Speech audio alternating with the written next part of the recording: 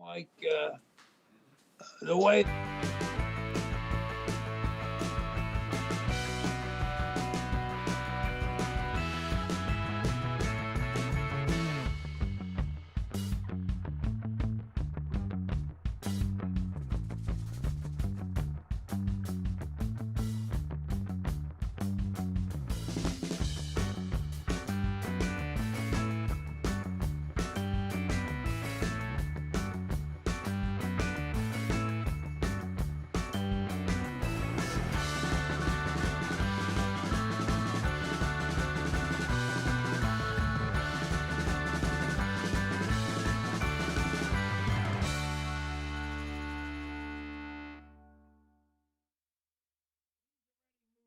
So we're pretty good. Okay, there's Frank. Yeah, he's got a haircut too. You're looking good, Frank. Oh, he can't hear you.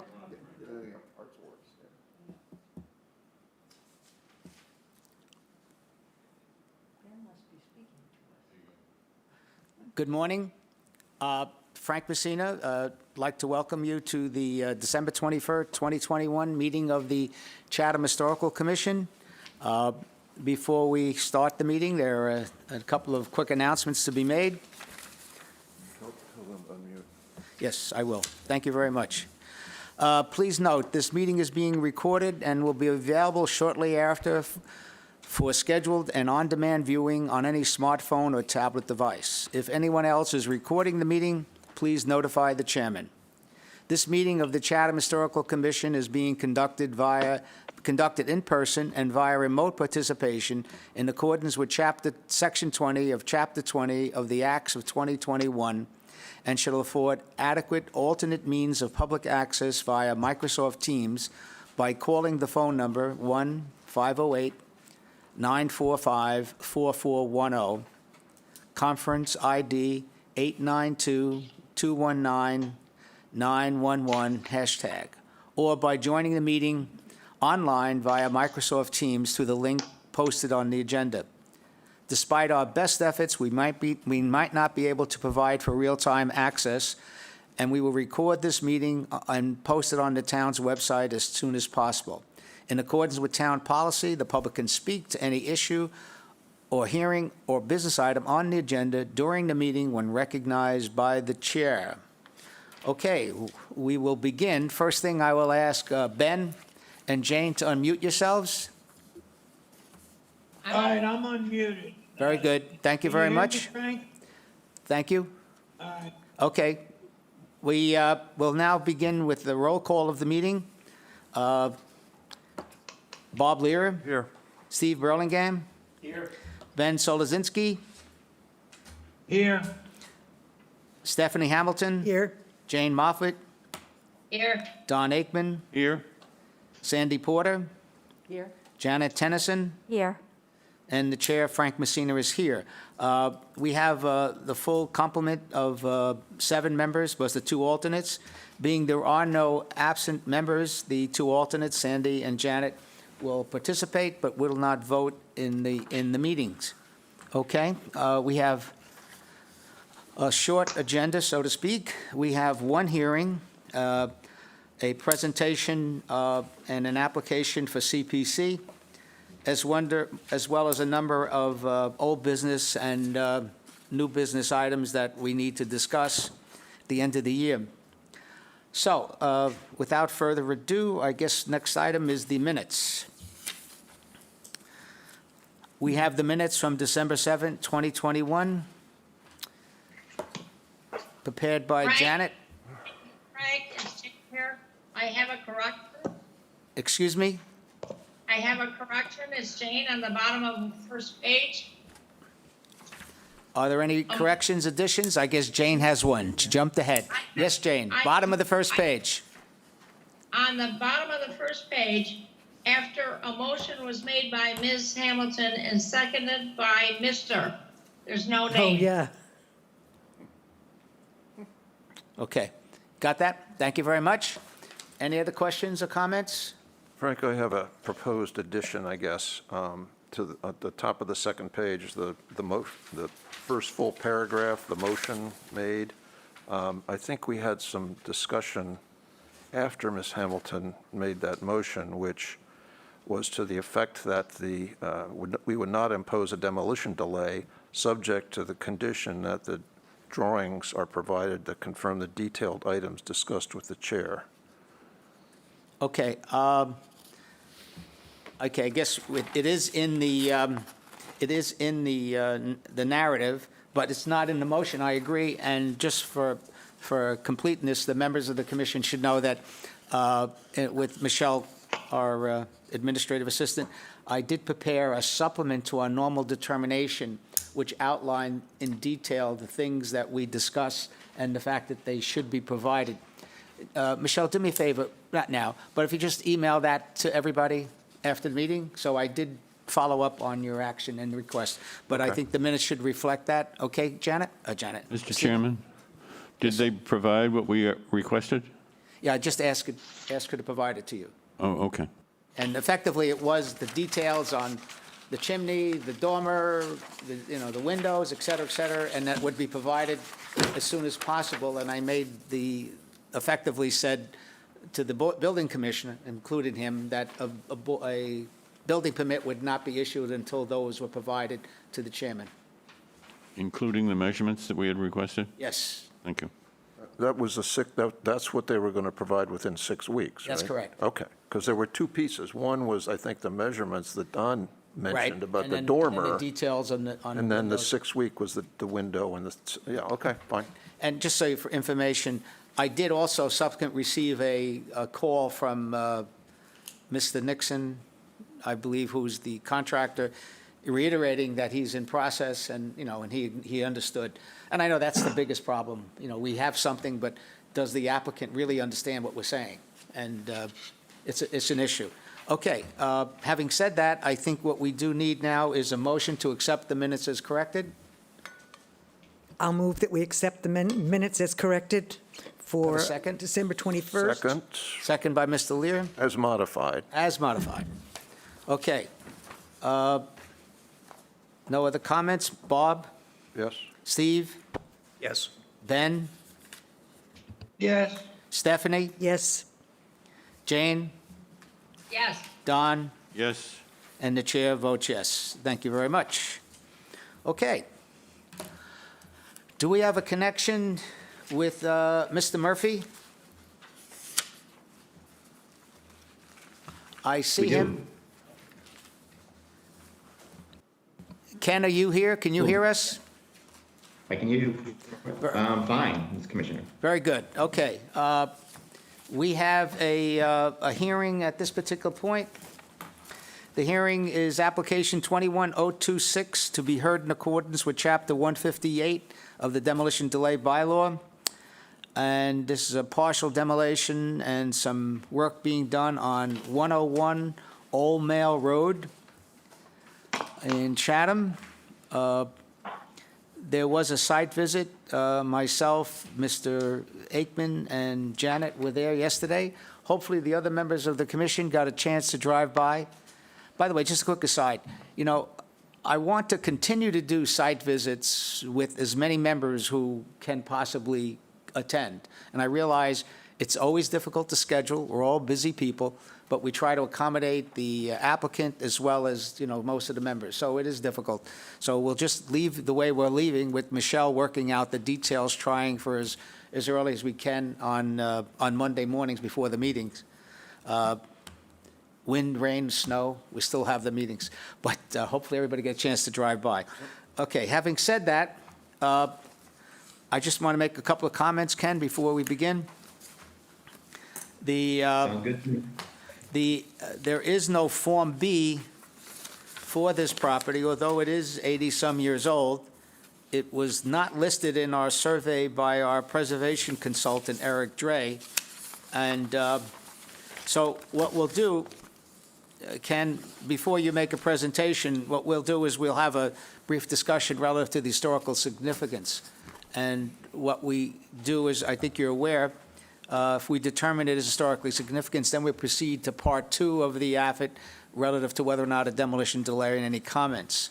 So I will then, at this particular juncture, ask any members if they'd like to speak to the historic significance of the property in question. Mr. Aikman? Yes, Mr. Chairman, I visited yesterday with you and Janet, and in my opinion, this structure, this house, does not have any historical significance, and I would move that we find that as a commission. Okay, I see Stephanie shaking her head. Do you agree, Steph? Yes. Okay. Steve? I would second that motion. Okay. Me too. Bob? Janet? All right, we seem to have a unanimous feeling here, Ken. I don't want to, you did a nice presentation, and you get an A+ for your application, but I think before we vote on that, Thank you very much. you know, we did have some comments, a very interesting piece of property, and certainly because I'm known as the chimney guy, we did comment about the chimney, and whether or not, Yeah. you know, if you do proceed, if you could convince your applicant, obviously, saving it is probably an expensive thing, but if they could put a faux up there, it might give a nicer context of the house in the area. But having said that, we have no jurisdiction, but we will have a motion. Mr. Lear? Oh, you made a motion? Okay, all right, fine, we can use that. All right, we have a motion by Mr. Aikman, second by Steve Burlingame, relative to the fact that the property in question is not historically significant. There are no other comments or questions? Okay. Mr. Lear? Yes, I agree. Steve? Yes. Ben? Yes, Stephanie? Yes. Jane? Yes. Don? Yes. And the chair votes yes. Ken, sorry to drag you out, but so at this particular point, we vote that the property has no historical significance, no demolition delay would be imposed, so you're pretty much free to proceed, you know, with your efforts. Thank you very much. Thank you, Commissioner, and I want to thank the board also for your time to come out there yesterday to visit the site and to clarify exactly what my clients would like to do. Thank you. Thank you very much, Ken. Have a good day. Okay. We may break a record here. Yes, Steve? My attitude towards that chimney is that there are chimneys and there are chimneys. There are significant chimneys. There are insignificant chimneys. I put this one in the insignificant chimney pile. And I don't, it's not an old cape or anything else. It has a central fireplace and an appropriate chimney with it. This is to me, a random chimney serving no purpose historically or anything else, and I would have no problem with its removal. Well, we don't have any authority on it. It was strictly an anecdotal comment by your chimney enthusiast, Mr. Chairman. I think second by Stephanie, who was also a chimney enthusiast. But that's another meeting, it's another story. We're not going to have a chimney bylaw. Okay. All right. Moving right along, at this particular time, we have under new business, we have a Community Preservation Act grant request to the Community Preservation Committee. And this was an application that dated December 15th. Now, each of the members of the commission did receive the first two summary pages, and I think you also sent the photos, Michelle? I did. Yeah, so it was emailed to you, but we didn't copy them all because we knew they would be presented again this morning. And we have a representative of the Nickerson Family Association, Mr. Robert Nickerson, who's going to come up to the podium and make a presentation on this application. For the public's information, community preservation grant requests are made to the Community Preservation Committee, which just recently reorganized. I'm not sure when their next meeting is. January 3rd? Yeah. Stephanie Hamilton is the Community Preservation Committee representative of the Historical Commission. We appreciate that. And why Mr. Nickerson is here is that there's a general, I don't know if it's a rule, bylaw, anything, but certainly an agreement and an understanding that when an applicant is requesting historic preservation funding from the Community Preservation Committee for a CPA grant, they generally come to the Historical Commission, and the commission opines, if you will, I love that word, on the historical significance of the property in question and whether or not the applicant is I hate to use the word worthy, but whether the application is worthy of historic preservation funds. And if we do agree, we generally send a letter, or if we don't agree, send a letter to the Community Preservation Committee to let them know our findings. Now, this is an application to, for the barn on the infamous 68 Shell Drive property, but I don't want to say anything more. I'll turn it over to you, Robert. All right. Just first, introduce yourself, please. Robert Nickerson. I live in Howardsport, and structural engineer. I don't know what else you want to know. I'm the current president of the Nickerson Family Association. So first question is, you said they had 2 pages, so they haven't had the opportunity to see the full document yet, is that correct? Oh, yes, they have. Oh, okay, We just meant okay, I just wanted to make The hard sure. copy they have is of Okay. the words. The photographs, we Okay. just emailed them. But Okay, I if you just have wanted to them make too, sure. you could go through them now. Okay, so I don't have like a detailed presentation as far as what's in here because you've read it. What I have is some supplementary things that I thought would be of interest that are part of this because I didn't want to include it in the whole application. Well, let me just suggest, from the public's, just for the record, so to Okay, speak. because they haven't seen it. Okay. Okay, Got it. just go over what it is, what Okay. you're requesting. Got it. What you want to do with it, and how much, what the Right. process is. And Okay. then we can go into the particulars of, Okay, that makes sense. So this barn is part of the property that William Nickerson's son, William, purchased back in the late 1690s. And the house and the barn were built in that era. So we're very interested in preserving both properties, but of course, us as an organization could not take on preserving the house or taking the house. We couldn't have fitted it on our property. So we had the opportunity with Joe Giacalone allowing us to take the barn. He's given us permission to take the barn. He's not going to use that structure. And then we want to put that on our properties for a number of reasons. One is because it's one of the oldest structures and probably one of the oldest, if not the oldest barn in this town. Second, it was from someone that came from the early ages of this town, second generation in the town, and we'll talk about him a little bit in a second. And also because we want to be able to actually rebuild the barn and use that for our needs, but also for education and access for the public to come and see what a barn looks like and see how it's built. So when I say see how it's built, our intent is to flake the barn, take photos, how we're doing that, what's been done. Obviously, not all the wood is still original. We're going to have to replace some of that structure. Rebuild the barn on our site. And when we do all this, we want to not only have photographs, we want to have video. And so what I envision is we're going to be able to have a video of how do we take a barn down, how do we put the barn back together, and then how are we going to use it. So some of the things we want to use is for education, and I'm going to get into a little side picture a little bit of things that we could do to teach people and children how is a barn built. Why is it so strong? How can it stay up so long?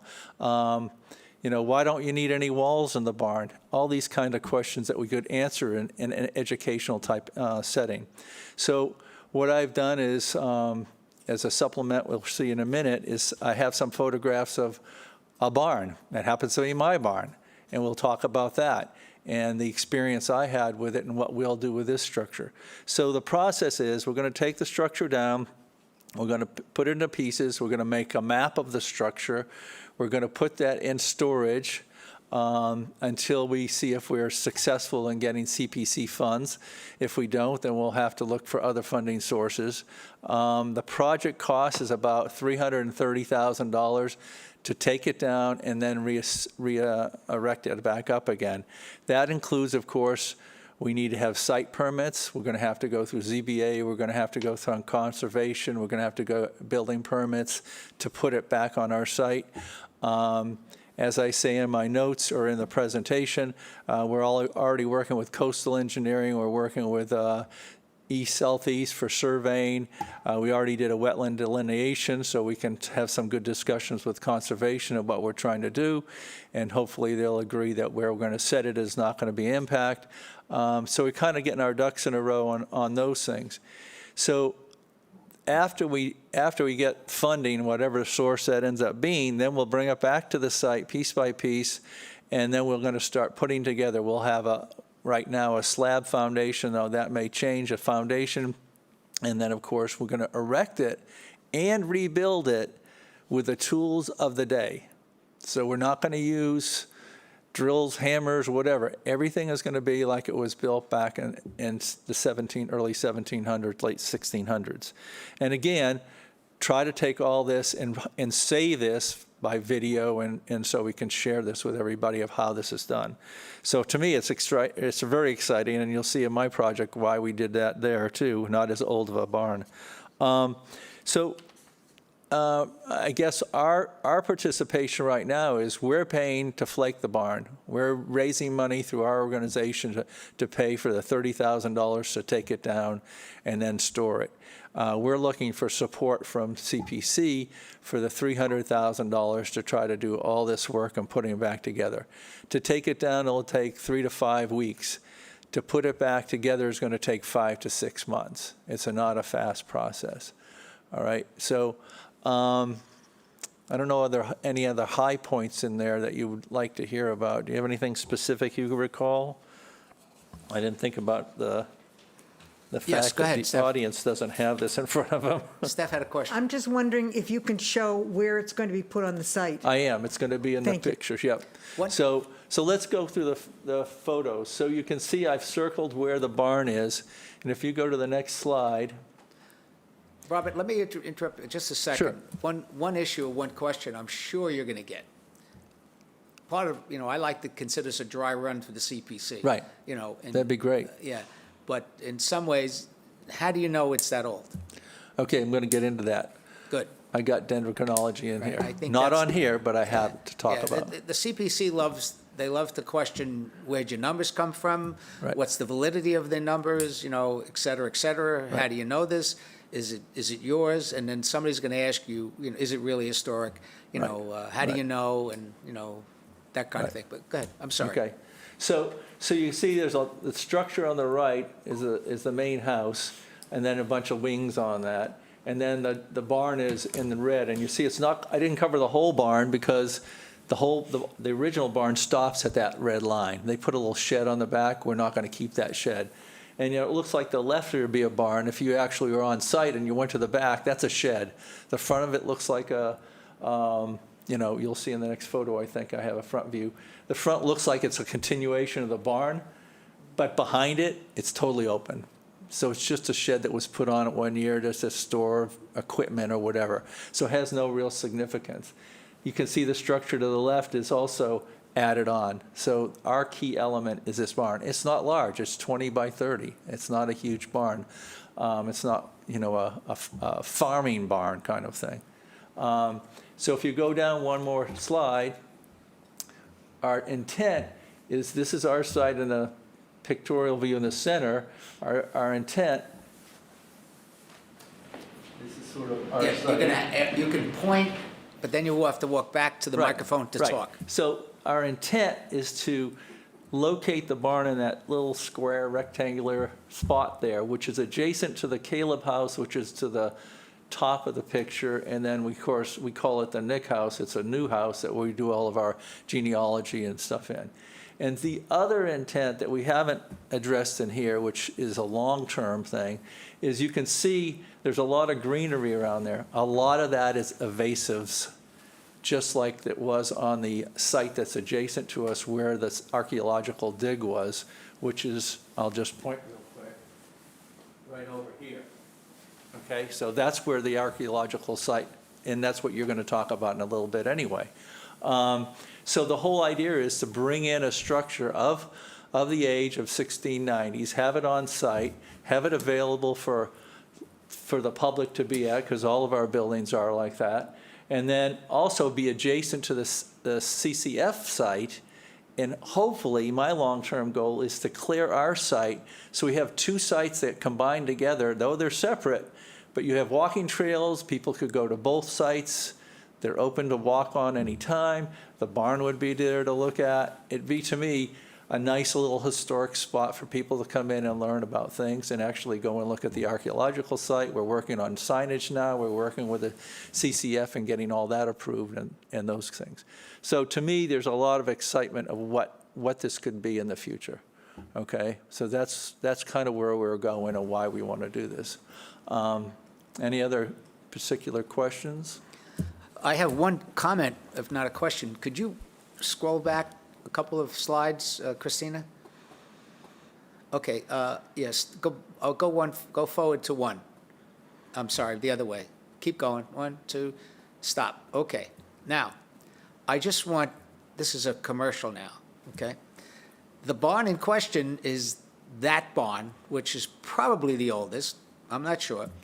For the public's information, there's 2 other barns that are there, which unfortunately, at the present time, we don't have any takers. And the barn to the right of the so-called original barn is also a horse barn or an animal barn. In fact, if you went in that barn, you'd still see the remnants of the, where the cows or the horses were being fed. And what traditionally happened is that the so-called original barn is where the hay was stored. Animals were in there in addition to the animals, that's where the hay was stored to feed the animals in the next adjacent barn. So there's that barn, and there's a third barn, the one with a gable front, which is probably newer. I believe that one is probably maybe 1800, early 1800s. And for the public's information, as those bonds potentially are available, Mr. Chickleone, who has now received approval to keep the original house on his property, might be interested in donating or allowing those bonds to move to another place in the community or elsewhere if somebody's interested in flaking and moving a barn. Sorry. No, it's great advertisement. And I will just say, you have to work fast. Joe wants these off the property within 3 or 4 weeks would be happy for him, and it's not going to be quite that fast, but he's really anxious to get moving forward. Yeah, he may use one of the barns or the wood from those barns to help restore the original house that he's working on. That's correct. We've been already discussing the original wood, and anything that he doesn't want to keep, we're going to try and use. Okay, fine. Right. I should have coordinated my advertisement with you. No, yeah, we've already asked him about that, if there's anything, and he said, I might be using it, but I'm going to store it. But if I don't, it's yours if you want it. Very good. Thank you. All right, so good points. Thank you. So are there any other questions on this? I kind of. Yes. Okay, when you drive into the driveway, it's on the right. Is it on the field that is yellowish now? It's going to be, when we drive into the Nickerson driveway, it's going to be to the left, so it'll be past the Caleb house. So if you look at the two structures, you're going to see it's going to kind of be in the middle, but set back further. Thank you. Yes. Okay, so any other questions, any other details you're interested in hearing on this? Because what I was going to tell you is a few other things that I think are important of why we're interested in the structure. So first, William, we call him William too, but now somebody calls him William Jr. We don't know what it was because none of us were there. But he was very involved with the governance of Chatham. He was the first town clerk and treasurer. He served as a clerk for 15 years and as treasurer for 6 years. And he also was a selectman for 6 years. So this all came out of the Smith book. You're all probably familiar with the Smith book of Chatham. The other thing is he also served in King Philip's War, although the Cape Wampanoags did not join the other tribes in the open hostilities. He served as a grand juryman, a constable, an inspector of Wales. He purchased the land at, and I'm gonna mess this up, Cochpinicket? Is that close enough? Neck? Old Harbor now, from 3 of Massaquasen's grandsons. Then he also bought 4,000 acres from the Monomoyuk Indians. So all the property he bought was by purchase. It wasn't it wasn't just taken over or stolen or something like that. And I think that's an important point.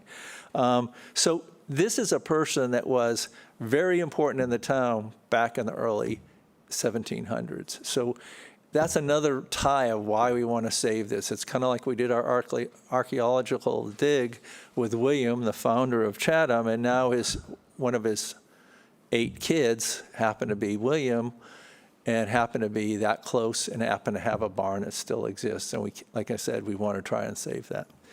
So that was one thing. The second part is, and then Frank had mentioned this before, and I hadn't forgotten it, but we've been doing some digging.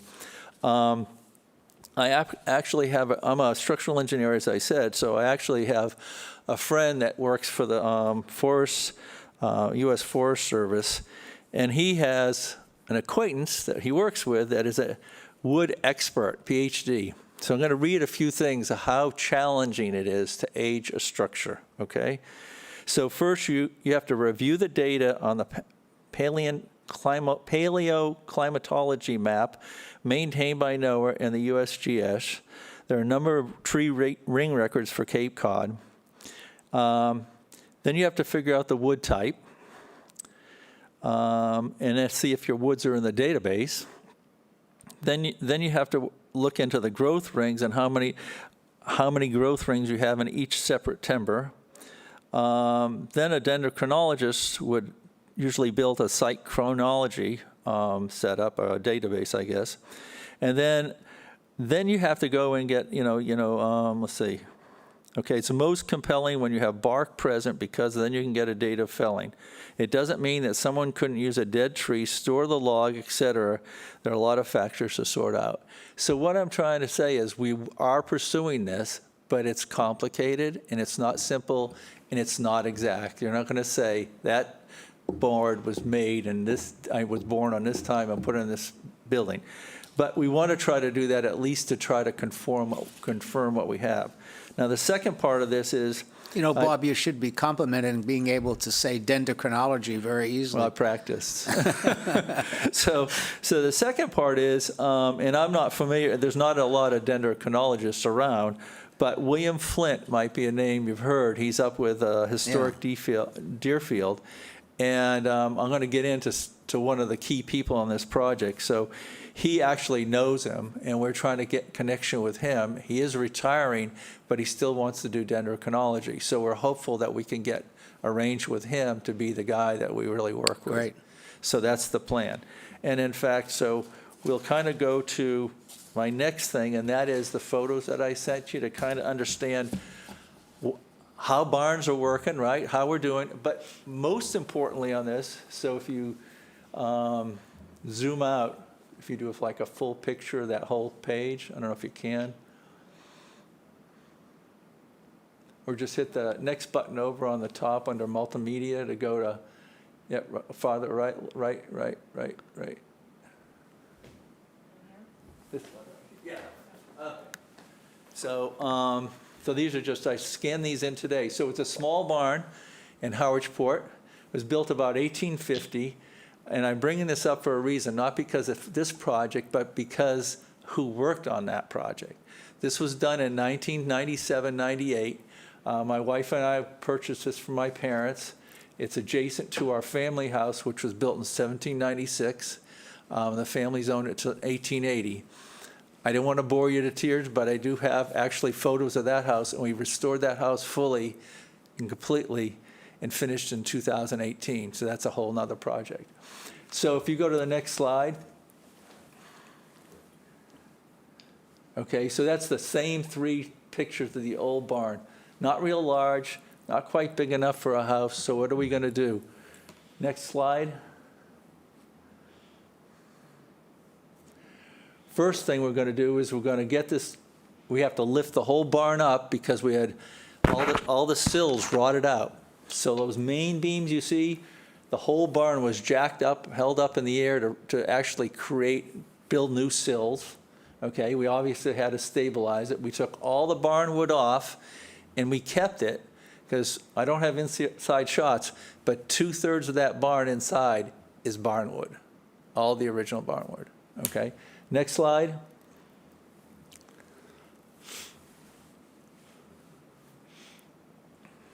Okay, that's my wife holding up the one corner. But you can see the cribbing in there. All that had to be put up. Jacks were jacked up. And we lived in Texas for 40 years. We came up every 3 weeks during this project to see the process. And then on the right, that is in a barn, you have foot rot because it sits on them and gets moisture that sucks up, and eventually those things, and we may find this on this barn. So you don't want to just get rid of the column. What you do is you get a section and you put a scarf joint in. It's as strong as it would be if it was continuous. And that's what we're doing here is we actually had some guys down from Maine that were really good, and they made all the cuts, made the scarf joint, used pins to put it back together, and we had to do that on at least 4 columns. All right, next slide, please. Okay, so this is us working on the back. So the structure wasn't large enough, so we decided we were going to do a timber frame addition to a timber frame structure. And why do I bring this up right now? Because I'm going to just point. That guy is Ian Ellison, Ellison Timber Frames. He's the key guy. He worked for the project manager, but he was the key guy to building the timber frame. He's our key guy, okay?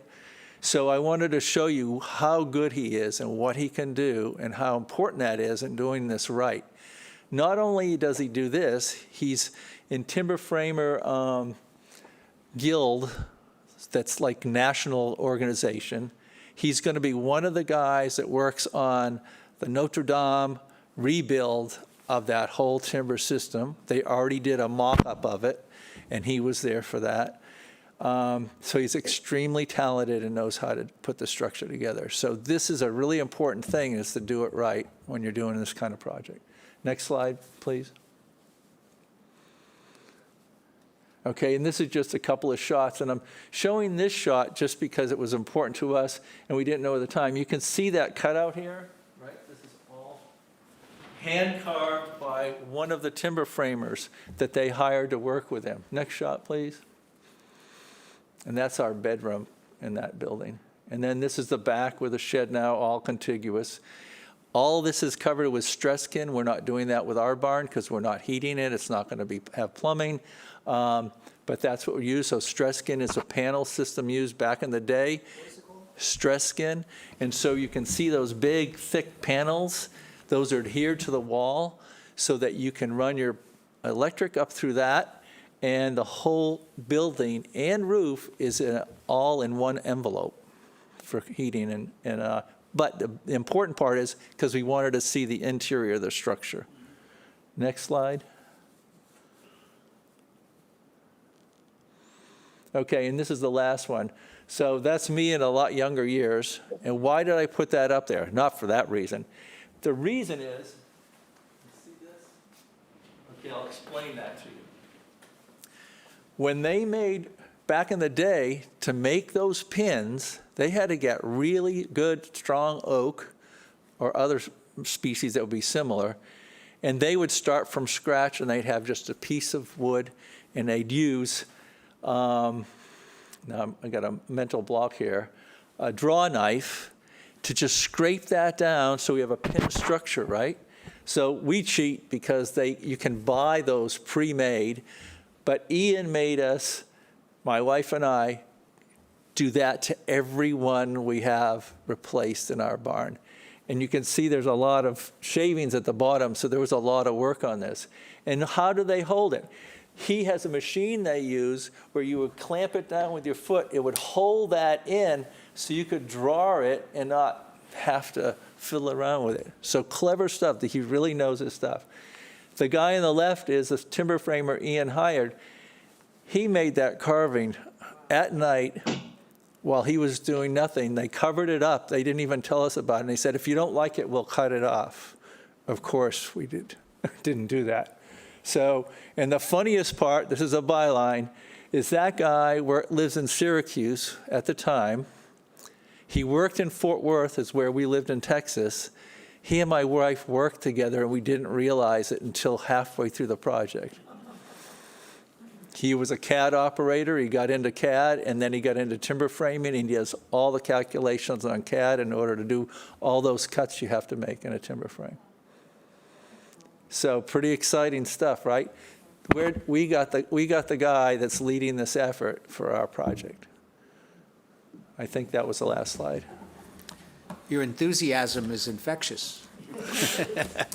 Well, you know. Well, no, thank you very much. You know, I just quickly, I was kidding around about the, being able to say dendrochronology, and I got introduced to it a number of years ago, and I just couldn't figure it out. But it's a process, and I know Ellen Briggs, POP, the pop group, has been instrumental in helping, and I know plans to try and photograph the whole thing and make a videotape of the whole process. Yep. So that's really good. I want to share, when you talked about the oak, the windmill in town, which the Historical Commission was involved in during the restoration, the pins on the gearing are oak. Most of the mill is pine, but the pins on the gear are oak, and it's the same thing. They have to find a certain piece of oak and plane it down to make those pins, and they actually wear out over time. But it was interesting when you said that. I want to share a barn story with you. About 25 years ago, I was involved with a buddy of mine who had a barn up in Maine,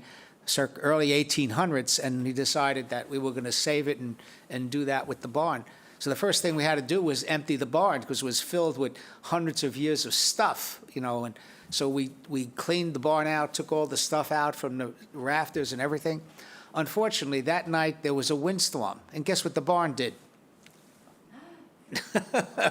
Oh, no. All that stuff was holding the barn together. Anyway, so Well, be careful when you tell empty the barn. I'll tell you sort of same story.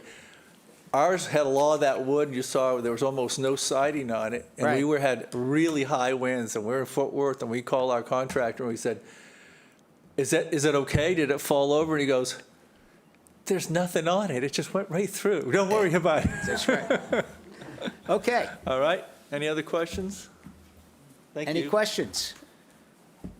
No, I think, how about Jane or Ben? Not ignoring you. Any questions out there? You're muted. No. I was very impressed by the dating process. Very I like good. hearing about the dendrology. Okay. All right. I think it's fabulous, fabulous. Thank you, Jane. All right, Steve? Some years ago, the Atwood House in Chatham engaged a dendrochronologist to do some work, which is fascinating and presumably quite accurate. I don't know who it was, but could find out. That'd be good to get Easily. his name, because if this doesn't work out, it'd be good to know somebody else. I That'd will be do great. that. Yeah, it's not cheap, these guys, but it'd be Right. great if we could do it. Right. I know we're also trying to work something out with Joe Ciclione on the house, the main house, and he has agreed to help date the house too, to try and, Great. establish it. This thing has been going on too long. I had a lot less gray hair when we first started this process. Okay, at this particular point, I think we're in pretty much a unanimous opinion here that we've got a project worthy of proceeding.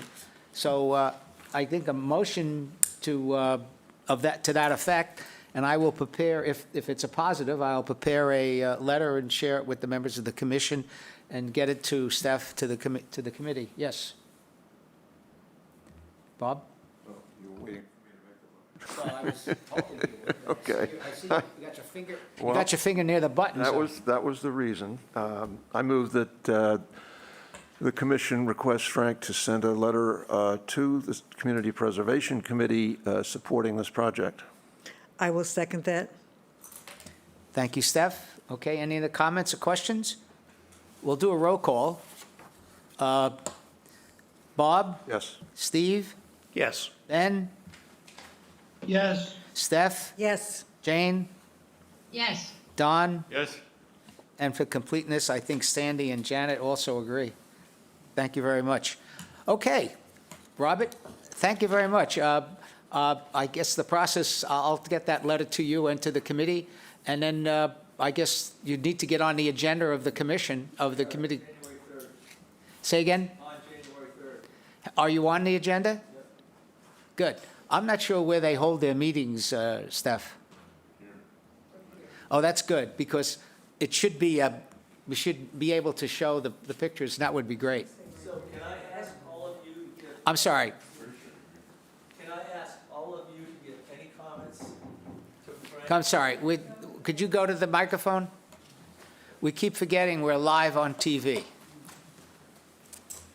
Can I ask all of you to give any comments for improvement on my, I thought you all read it, I wasn't thinking about the public, so I don't know whether CPC, they have the same public access, so I want to make sure I could set up a PowerPoint to go through it a little more Well, detailed. Robert, that was my point in questioning, and Steph, can you, I think that is, what you did is excellent. Okay. Because they will- sorry? I think that is excellent. CPC will also receive the papers of telling about the project, so if you just show what you did, I think that would be great. Okay. Well, if the CPC is in this room, and I'm going to look over to the, they are in this room? No, they're not. Okay. Okay. So you may have to work something out with the CPC. I'll ask Steph to be So the. far, CPC has been Zoom only. I don't know what's going to happen with it. Okay. Okay, well, if we So- do Zoom, we can still work it out. All right. So if Okay. it's Zoom only, you could still do it. You just Right. control it Right. on your computer. Right, right. So but I'm asking if you have any suggestions, throw them to Frank, and Frank can send them to me. That would be great. I appreciate Will it. do. Thank you very much, Robert. Okay. That was interesting, right? Frank, this is Jane. Yes, Jane. I'm gonna have to leave at 25 after. That's fine, Jane. At this particular point, it's just discussion, no more votes. Thank you. Okay, sorry. That's okay. Understand. All right, at this particular point, we'd like to move to old business, and I probably should have asked, oh, I see AS is here. Alexandra, are you here? I am, Frank, thank you. Thank you very much. So I'm good with your indulgence under old business. We have a number of items which are just announcements. I would like to move to the item, the proposed zoning bylaw changes to enhance historic preservation. Alexandra, better known as Ally, is back on the job, and everyone in the commission received a detailed report from Ally dated December 14th, and hopefully everybody's had a chance to read it and understand it, because where we are at this particular juncture is I really would like to try and, this is another one that's 2 or 3 years old, and to get it to completeness, which means for us to take a final vote on the proposed bylaw, and then secondly, to allow Ally to begin the process to move this along. So she has an accompanying memo with the actual proposed draft bylaw, and I'm going to turn it over to Ally to let her explain details of her memo. Remember, not only to us, but to the public, Ally, so we can put this thing in perspective. Thank you. Thank you so much, Frank. So I'll just kind of start from the beginning.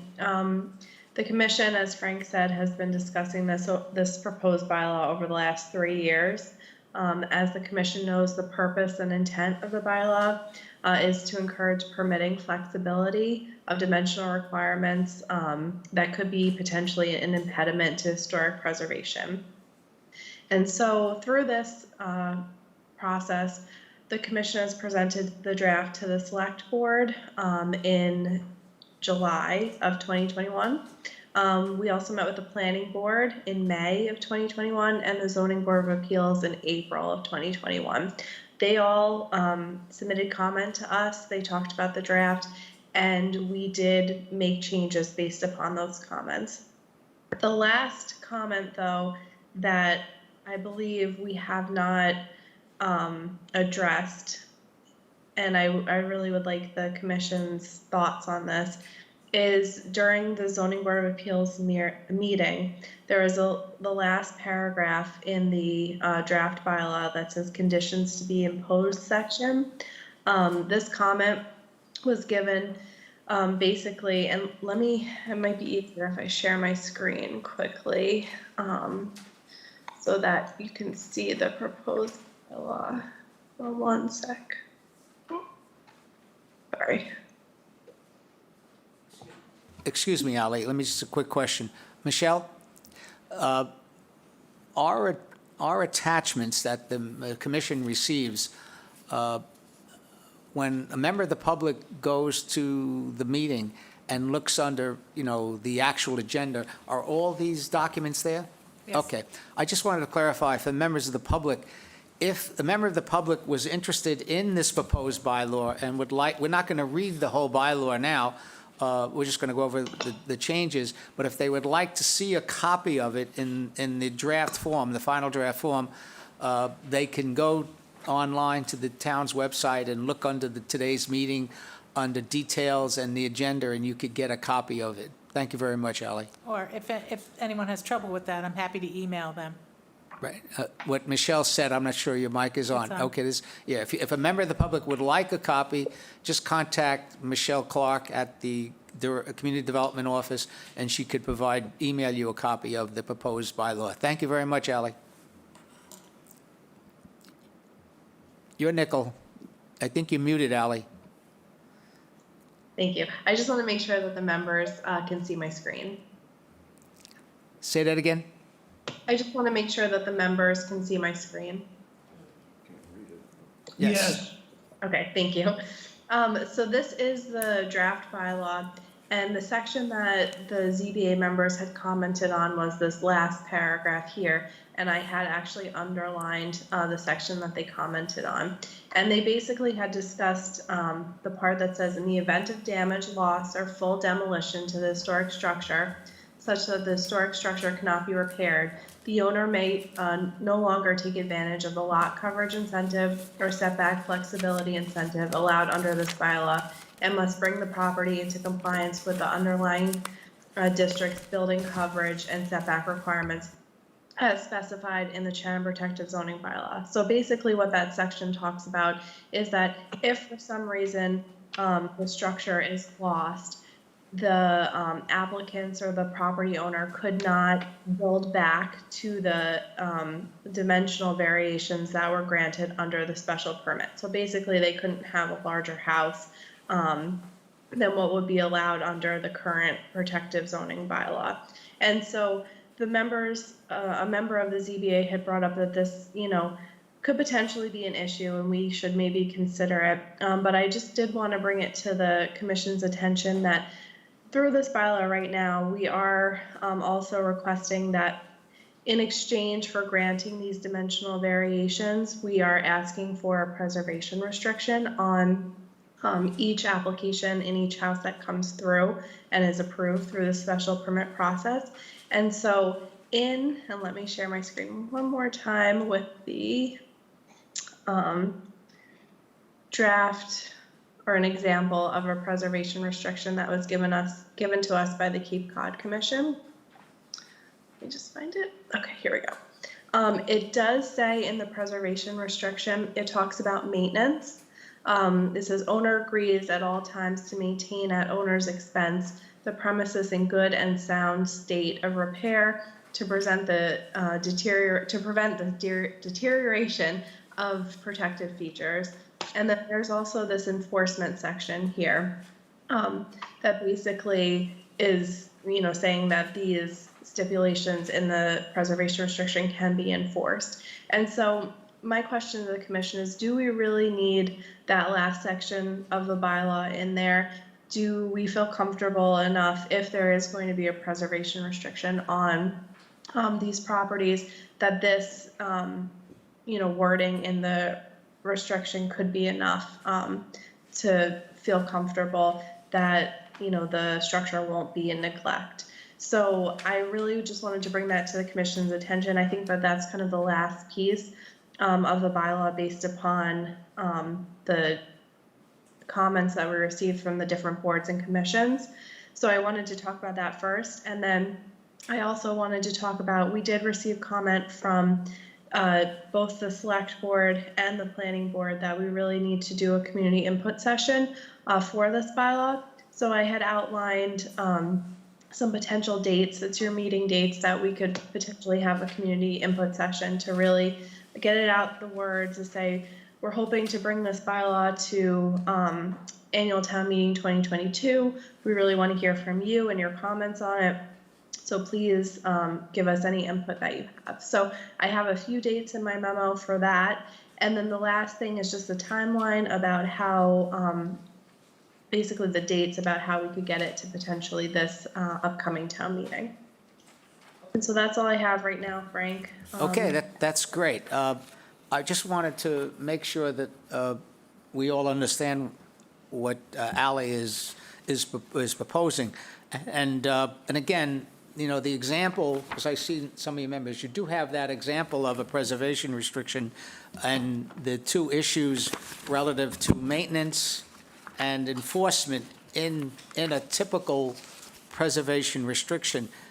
From my mind, if I may, in my own thinking and also in discussion with Ally, is without making the bylaw itself more complicated. You know, I think if we agree, and I think we do, that if we're going to allow this, and I think the comments from the zoning board also, you know, they don't want to give something away without some kind of assurance of the fact that the property will be preserved, you know, that we're allowing this exemption and that we want the property, you know, to be preserved. And we are put in the bylaw, and we all discussed this, and we discussed it with Sarah Korjeff, that there should be a preservation restriction, you know, in some form. Similar, quite honestly, just going back to the barn, that technically the barn that's being restored with the Nickerson, if they do, there should be a preservation restriction to ensure that, in fact, it does remain, you know, preserved. So if we do have that requirement, which we do, that a condition to be imposed, and the only condition would be a preservation restriction, and the normal preservation restriction does include the comment of maintenance, you know, we're covered. So we don't need to overcomplicate the bylaw itself. Ally, am I saying that correctly? That is my thought as well, Frank. Okay, so what I'd like to ask then, if we do agree, and, you know, I'd like to make a motion, I have a motion, I can make a motion that we agree that this form of the proposed bylaw is the one that we're going to proceed to bring to town meeting through the select board, planning board, et cetera, et cetera. Don, I see you have a question, yes. Frank, having been experienced on this commission for a number of years, Yes. I've seen too many alternate bits of information coming from lawyers and applicants and what have you. So my feeling is double dipping or double masking is appropriate.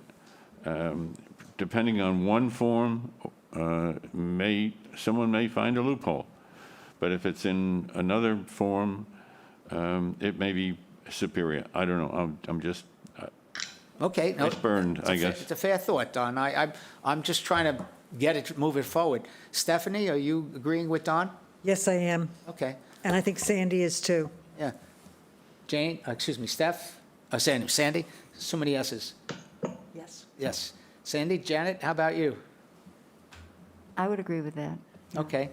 I left the two consiglieres to last, because I'm sure we're not going to get an easy answer, yes or no. I'll start with Steve. Yes. I'm not clear about what Don was suggesting, I guess. I am in favor of agreeing with Ally to remove that last underlined section. But I also note that the format of the preservation restriction is left to the select board, I guess, ultimately. And the example that's given here is what's required for a community projects that are funded by community preservation funds. So that's not necessarily the same thing. No. And this document, I think, if reviewed by the public, or if anybody can make it through there, is extraordinarily daunting, and therefore would be a discouragement for going ahead with this. So I'm just wondering whether we want to have that is, here's what we're talking about, or leave it to the discretion of the select board to do what makes sense. Well, you've hit on 3 points that we've discussed a number of times, and I guess we could go back with them again. And I'm not trying to discourage that discussion. No, I'm not saying there should be a preservation restriction, but. It would be a negative that, yes. I think there should be a preservation restriction, but I don't know that we ever decided that it needed to be the one that's for funds that are provided by community preservation. And if that is what we're asking for, that's a negative factor towards encouraging people to do this. Well, I agree. And Ally, I'm going to ask you to pipe in here in a second. You know, we've kind of talked about this a number of times, and again with members of the select board, and I believe the zoning, that a preservation restriction, you know, and as caused quite candidly with some members of the public, the legal public that I've spoken to or reached out to, they said, gee, that could be a negative deterrent. It could be, you know, the idea of a preservation restriction. It's not for the faint of heart. But the question is, if we're going to, Ben, now, hold on, Ben, I got you. If we're going to do this, we have to remember that we are giving something away that a lot of people in the public are going to say, wait a second, what are you doing? You know, what do you mean because it's historic? So that's why we included this preservation restriction. Is it perfect? No. But is it a way we could begin the process and see what happens? You know, we don't know. I'm not answering the question. It's not an easy question. Ally, can you opine on that? And then Ben, we'll get you in a second. Yeah, my quick thought is that, the one that was supplied by the Cape Cod Commission, the preservation restriction, is just an example. I do think that we would have to tailor it, you know, to our own bylaw and what we really need. But as an example, I thought it was good to know that it did include the maintenance and also the enforcement. But I do hear what the commission's saying, that it is probably, if we do want to go down this path, it probably would be good to keep it in the bylaw. That's why I wanted to bring it to the commission's attention and just hear what, you know, the thoughts were. So it's really up to you guys how you feel, if we should keep it in or take it out. We can also, you know, wait if we hear any public input on it through the community input session. We could potentially then revisit this before we send it to the planning board and the select board to go on the warrant. Okay. Ben, I'm sorry. Were you wanting to speak, Ben? Yes. When I look at this, when community preservation funds were used in the past, and there was some sort of compliance for historic preservation, these have been routinely ignored. And I think you have to put somehow into this bylaws that if you do A, that assumes you're going to do B without having to sign a special paper or something else. In other words, if you once get the preservation benefits, that you automatically have to comply. And you don't have to, as I say, do separate. That's number one. Number two, the other thing is enforcement here has always been talked about. Fines, no fines, this or that.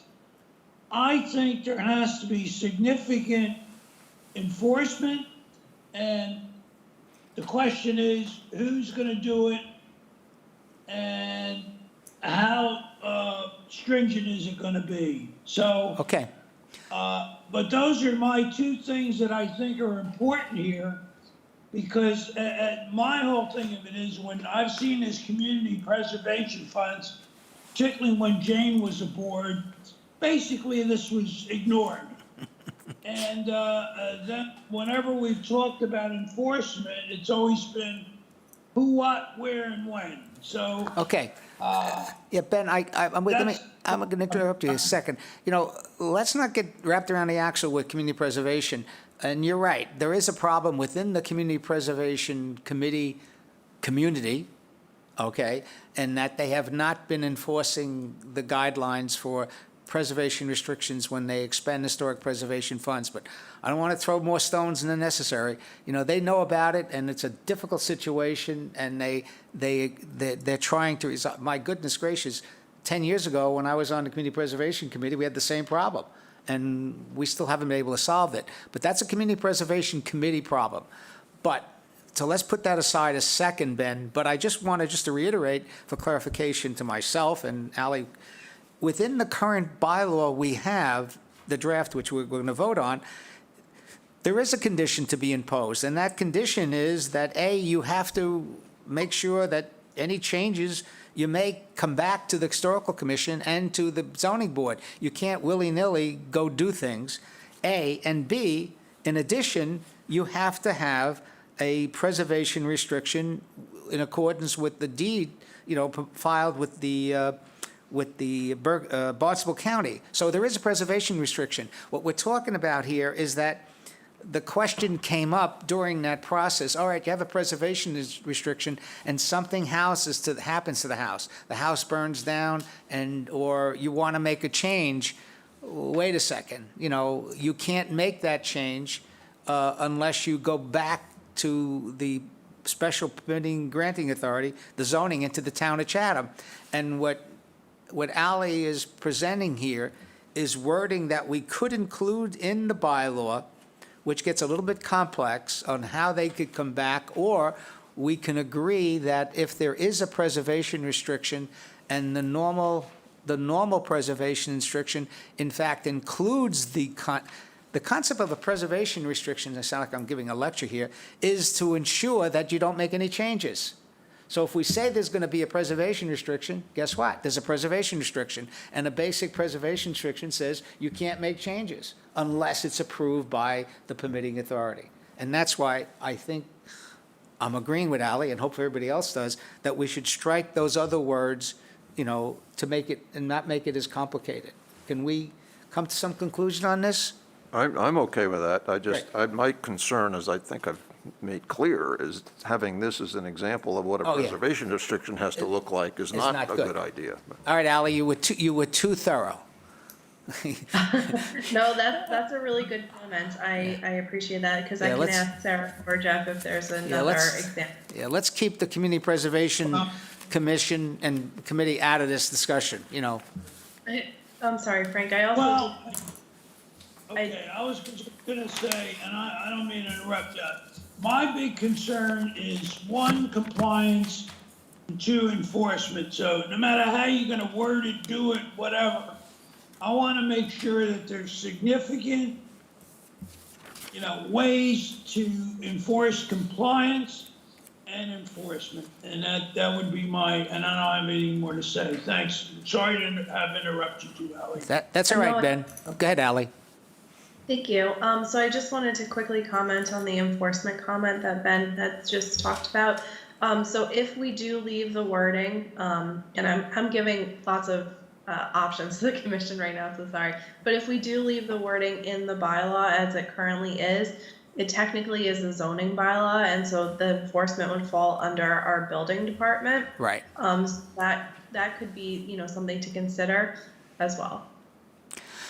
All right, you're making me go full circle here. You're saying maybe we should leave it in, because then it's part of the bylaw, and the ZBA then has the authority, the I'm building sorry, commissioner. I'm giving lots of options to the commission, and I'm glad that we're kind of flushing this through right now.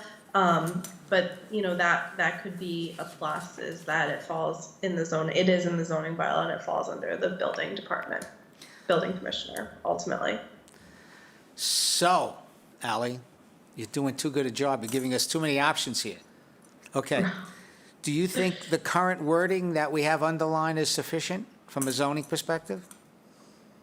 I think that it accomplishes what you wanted to accomplish when we first originally discussed this. I would be happy to go through it with the building commissioner again to make sure that he feels comfortable with it as well. I do believe that he was part of that initial conversation, but I can just check with him to make sure. I don't believe that we need to make the ultimate decision or change right now because I hope that the commission will consider having a public input session on this. So we could potentially make this determination after the input session. Okay, good. Great. She gave me an out. Thank you very much. I appreciate it. Yes, I'm sorry, Stephanie. I just wanted to say, I want to agree with Ben. I think that a big problem of a lot of committees Yeah. are that they say the things, but they're not enforced. Okay, all right. So I think we've got somewhat of a consensus on how to proceed. Now, what I'd like to suggest that Ally gave us two options for possible dates for community input session. I'd like to choose that February 1st one. I'm kind of selfish here. Hopefully by February 1st, I'm going to be a walked wounded and I can participate. So rather than that January 18th date. Okay, so can you put that on your calendars? That we'll work on that. Ally, I assume that would be a public meeting in this room. We would just need to schedule it and then get the word out that we're having this meeting.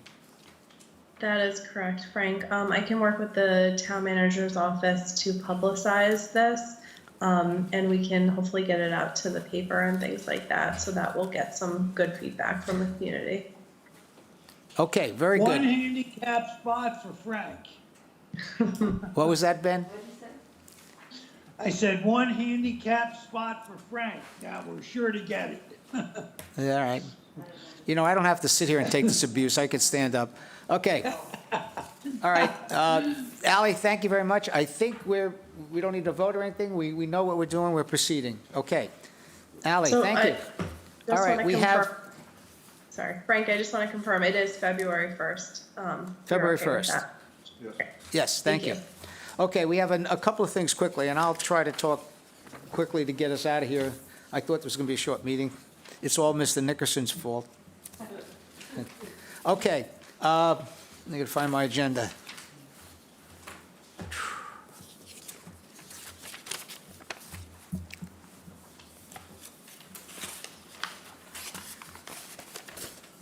Here we go.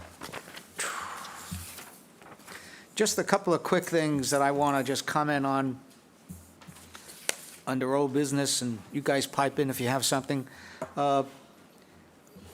We haven't received any preservation, under old business. First item is preservation awards, fiscal year '22. We haven't received anything physically yet. No. Nope, but we believe we have at least 3 coming in. So we are proceeding with that. Sandy, you know, I may be out walking wounded on this, so I'm going to ask you to fill in for me on the Preservation Award Committee. Thank you very much. Next item, Steve, you're still waiting for something from Mr. Burlingame, from Mr. Chartier? I've talked to him a couple of times. I've talked to Craig Chartier a couple of times, and his most recent request, which is reasonable, and what I'm seeking an answer to, is exactly how many cemeteries we're talking about.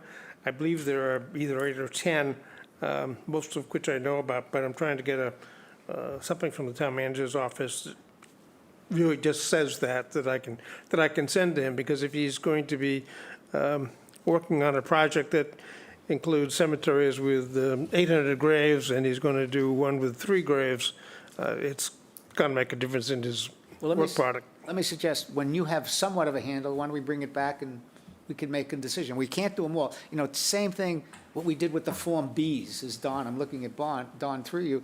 You know, we didn't do everything. We just said, okay, let's start with these, okay? And I would suggest we start with the oldest and the most historic cemeteries, and then work our way back.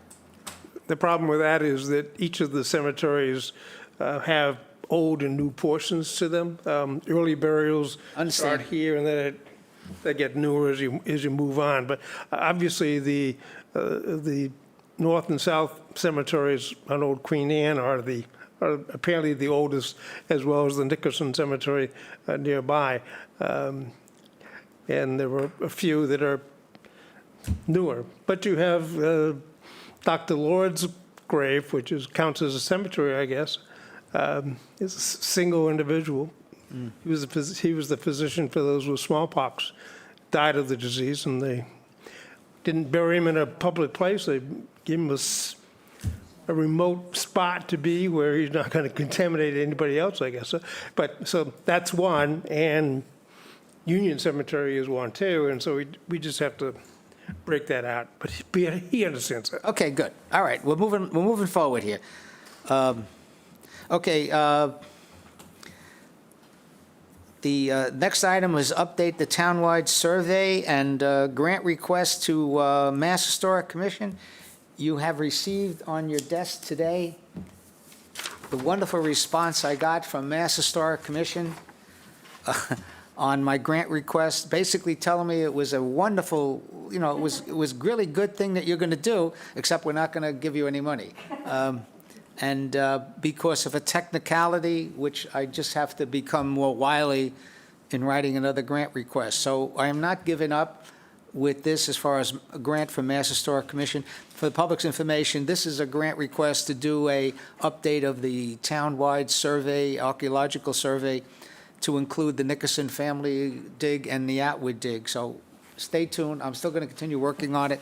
In fact, my next step in my process is to work on CPA with a couple of grant requests to the CPA committee, which I'll get back to Stephanie and hopefully get done before what is the deadline for CPA? Say again?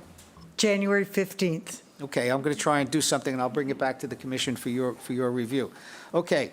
The same thing goes in that is the Nickerson Family Association site National Register listing process, and I want to try to put a grant request for that, together.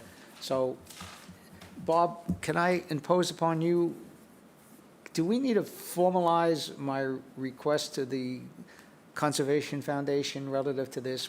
I know we've talked to you as informally. To support? To let you know I'm proceeding. I mean, you don't have to make a final vote yet, but at least that I can proceed.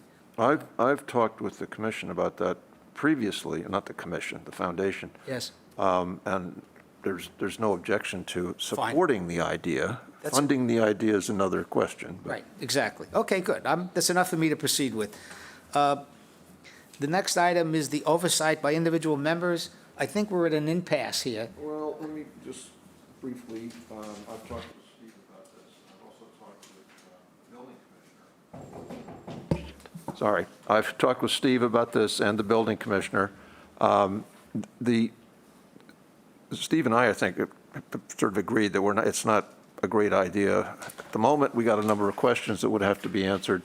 And speaking with the building commissioner, he agrees that it is their job to do this follow-up, and in discussing it with me, feeling was that they're certainly able to do it if they're alerted to what the potential concerns might be. That's the answer. And what you've basically done what he was recommending with the Kelly Road piece, that when the inspectors go out, first of all, the plans might not even be there at all. So, and if they are there, they don't know that it's been through the Historic Commission or what was felt to be important. And when you go out, for example, with I was thinking when you were going down the list of the Kelly situation, that one of the things there is that the windows that protrude through the wall. Now, building inspector goes out, he's not going to notice that in particular, and the wooden gutters, all those things that we talked about and were, quote, conditioned, but not listed in the conditions, that they would otherwise look to and be able to find. So it's a communication issue between us and the building commissioner's office and the building inspectors. And you have today rectified at least one of those situations, but it's just formalizing that, I think, to make the system work. Done. Time. I think there's an expression, it's deja vu all over again. If in fact there is this reluctance within some members of the commission to proceed with some kind of a, oversight by the commission, I think then we're going to go back 15, 16 years, Don, when the Historical Commission makes a determination, it's going to be a 5-page document. And much did There's a middle ground, Frank. I know You that. just did a Yeah, I know. 5-sentence. 5 sentences, okay. Right. But, what we did is we used to do, and I'm going back when Sandy was sat on the other side of the table, we would write a very detailed determination relative to what the commission, in other words, our minutes were like 5 pages long, and our determinations were easy 2 or 3 pages. So I guess I have to have a discussion back with the administrative element of the community development to say, we got to find a middle ground, and it's got to be there. So it may be a lot more work for you. I'm looking at you guys, I'm going to do it. For a member of the commission, if you find something in a particular application that you said, well, that's it, I want that chimney saved, regardless of what Steve says, that you have to write it down. You just can't say about it, can't talk about it. You have to write it down. And we, as a commission, need to be more specific. Quite honestly, Don, we had a meeting with, who was the building commissioner at the time? Kevin, yeah. And Kevin said the same thing. He said, I can't read your mind. So I think, we've gone full circle here, and I accept the challenge. We're not going to be on every application, but on those applications in which we really want to ensure that our architectural elements are preserved, we have to actually say something about it and put it in writing. And the way we've gotten around this a little bit, quite honestly, is we ensure they put the details on the drawing, and then I sign off the drawings. But obviously, that's not enough. So we're going to do the drawings and a written description for specific things. And I think that's a good compromise. Well, I'm not, I think you did mention it doesn't have to be for everything. No. You don't have to have written Absolutely. findings that don't say anything, in a sense. Exactly. But there needs to be a trigger on the drawings or on the things that the inspectors get that says, check the historical commission Right. thing. Exactly. And then it doesn't have to be that long, just as you described A checklist. a little while ago. Checklist. Yeah, I'm talking about a checklist. I don't want to go back to a long narrative, but a checklist. Okay. Steve, is that our conversation, and do you agree, I guess? It certainly is, and I certainly agree with it, I don't think it's going to be that difficult to find a way, whether it's a stamp that we put on the drawings, it says, alert, subject to Historic Commission findings, which makes somebody go look to see what they were, or whether it becomes our responsibility initially to detail it.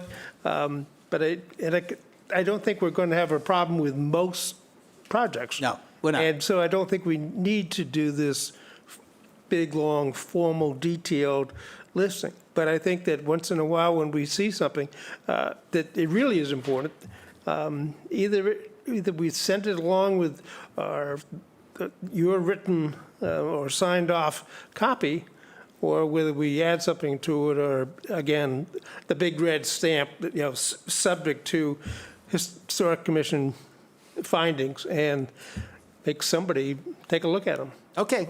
Or proceed at their own risk. All right. Let me take it from here, and we'll get back to you. Okay? Thank you very much, guys.